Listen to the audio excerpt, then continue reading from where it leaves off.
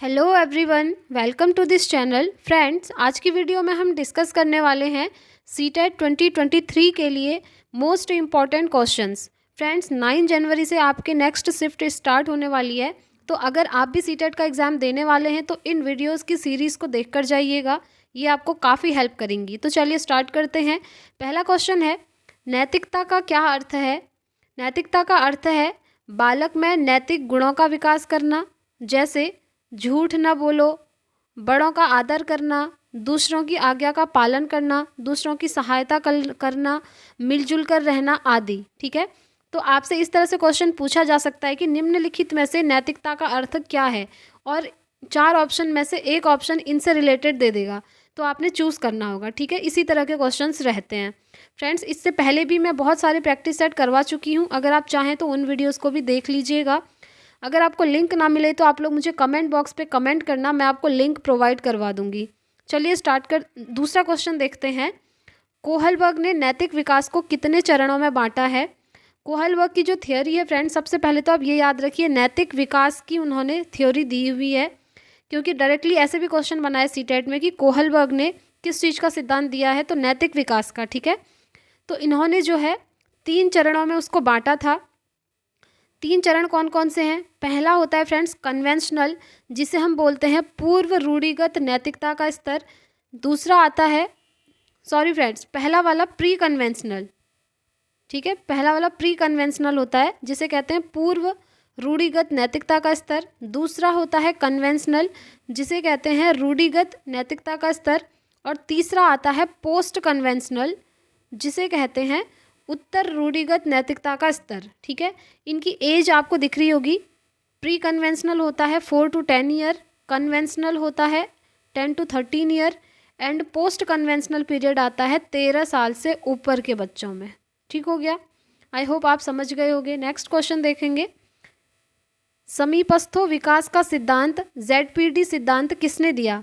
ये दिया था वाइगोत्स्की ने। ठीक है फ्रेंड्स, वाइगोत्स्की ने 3 चीज़ों की बात करी थी, ये तीनों ही आपने याद रखने हैं। एक ZPD की बात करी थी, जिसका फुल फॉर्म होता है जोन ऑफ प्रॉक्सिमल डेवलपमेंट, संभावित विकास का क्षेत्र कह देते हैं इसको, या फिर समीपस्थो विकास भी कह सकते हैं आप।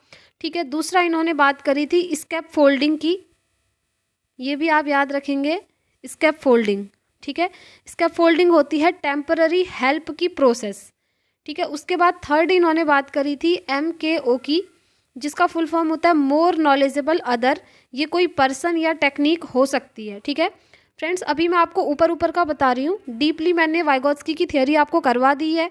अगर आप लोग देखना चाहें तो देख सकते हैं, लिंक आपको या तो डिस्क्रिप्शन बॉक्स में मिल जाएगा, या फिर आप कमेंट कीजिएगा, वहाँ आपको प्रोवाइड हो जाएगा। नेक्स्ट देखते हैं, वाइगोत्स्की कहाँ के निवासी थे? ये वही वाइगोत्स्की हैं जिन्होंने ZPD की बात करी है। ठीक है, तो वाइगोत्स्की जो हैं रशियन साइकोलॉजिस्ट हैं, यानी कि रूस के निवासी हैं। ठीक, नेक्स्ट क्वेश्चन देखेंगे। अंधों की लिपि के जनक कौन हैं? देखिए फ्रेंड्स, अंधों की लिपि की जगह वहाँ पर ये भी आ सकता है ब्रेल लिपि। ठीक है, याद रखिए, ब्रेल लिपि के जनक कौन है? उनका नाम है लुइस ब्रेल। ठीक है, या फिर लुई ब्रेल कह देते हैं। चलिए आगे बढ़ते हैं। LKG व UKG पद्धति के जनक कौन हैं? इनके जनक हैं फ्रोबेल। ठीक है, ये सीधे सीधे आपको याद रखने हैं। नर्सरी पद्धति के जनक ये हैं मारिया मॉन्टेसरी।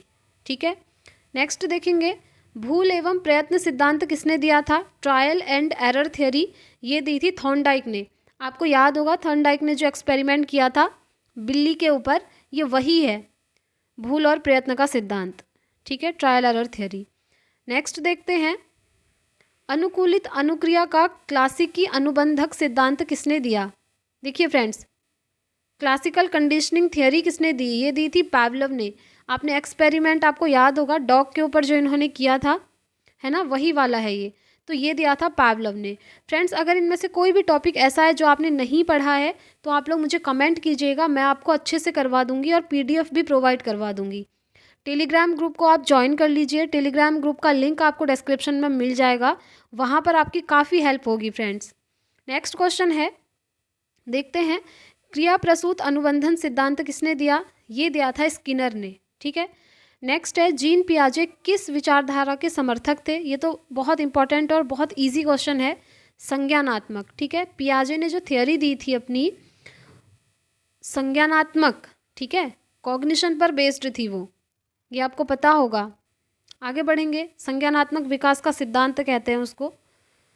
नेक्स्ट बात कर लेते हैं, जीन पियाजे किस देश के निवासी थे? ये थे स्विट्जरलैंड के निवासी, ठीक है, ये आप याद रखिएगा। स्विस साइकोलॉजिस्ट भी इनको कह देते हैं शॉर्ट में।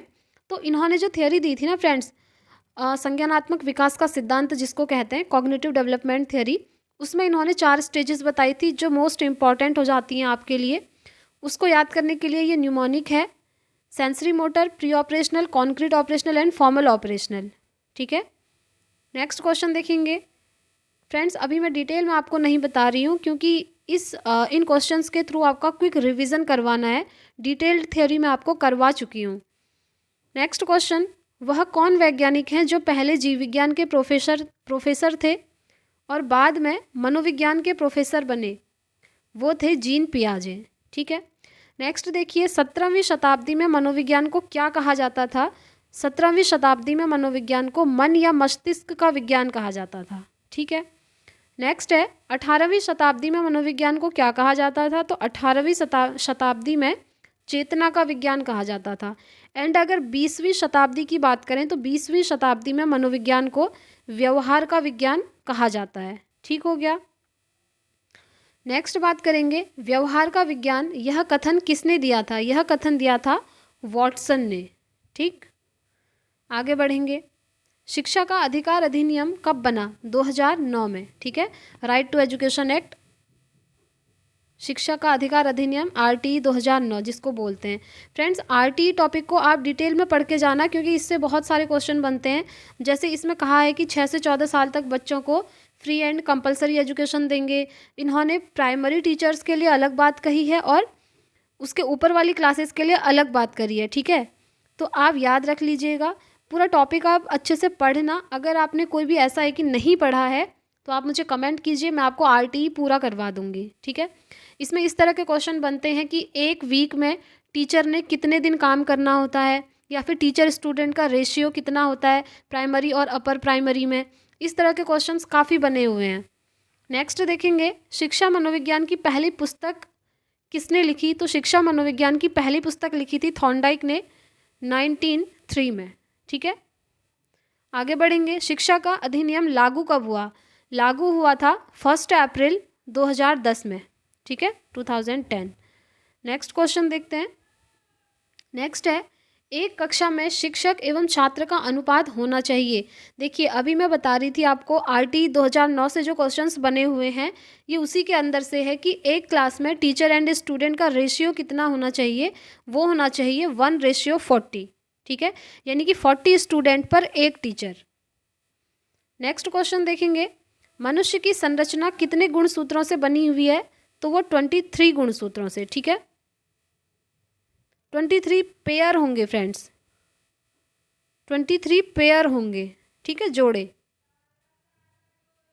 नेक्स्ट देखते हैं, लिंग का निर्धारण कौन सा जोड़ा करता है? तो लिंग का निर्धारण करता है 23वां जोड़ा, ठीक है, क्योंकि 22 जोड़े तो मेल फीमेल दोनों में सेम होते हैं, बट जो 23वां पेयर होता है क्रोमोसोम का, गुणसूत्र का, वो अलग होता है मेल और फीमेल में, ठीक है। आगे बढ़ेंगे, डिम्ब अवस्था कितने दिन की होती है? तो ये होती है आपकी 14 दिन की, ठीक।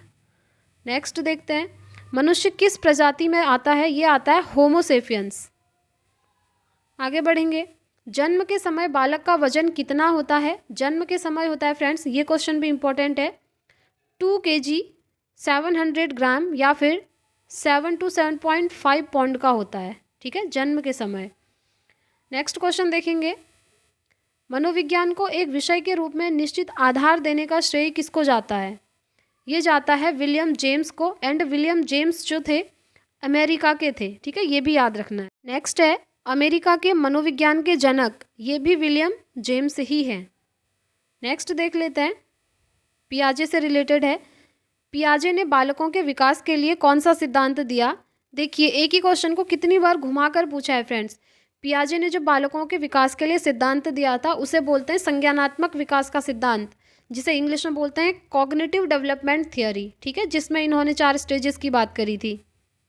आगे बढ़ते हैं फ्रेंड्स। इन्होंने कुछ चीज़ें और बताई थी, वो भी मैं आपको थोड़ा बहुत बता देती हूँ। आपने सुना होगा स्कीमा, सीटेट में सीधा सीधा ये भी क्वेश्चन बना है कि स्कीमा किससे रिलेटेड है, तो स्कीमा भी पियाजे से ही रिलेटेड है। पियाजे ने ही स्कीमा की बात की है, ठीक है। आगे बढ़ते हैं, वाइगॉत्स्की का एक क्वेश्चन पढ़ लेते हैं। वाइगॉत्स्की के संज्ञानात्मक विकास का सिद्धांत और किस नाम से जाना जाता है? वाइगॉत्स्की के संज्ञानात्मक विकास का सिद्धांत सामाजिक एवं सांस्कृतिक सिद्धांत के नाम से जाना जाता है, ठीक है। दो नाम है, वो दोनों आपको याद रखने हैं।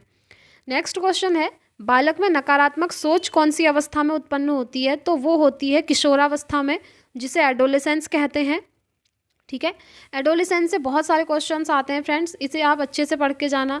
जैसे एडोलेसेंस को तूफान और तनाव की अवस्था किसने कहा है? स्टिनली हॉल ने कहा है, ठीक है। इन्होंने एक बुक भी लिखी है किशोरावस्था। एरिक एरिक्सन इसको आइडेंटिटी क्राइसिस कहते हैं। लीडरशिप स्किल्स इसी स्टेज में सबसे ज़्यादा आती हैं। तो इस तरह से आप एडोलेसेंस को अच्छे से पूरा पढ़ के जाइएगा।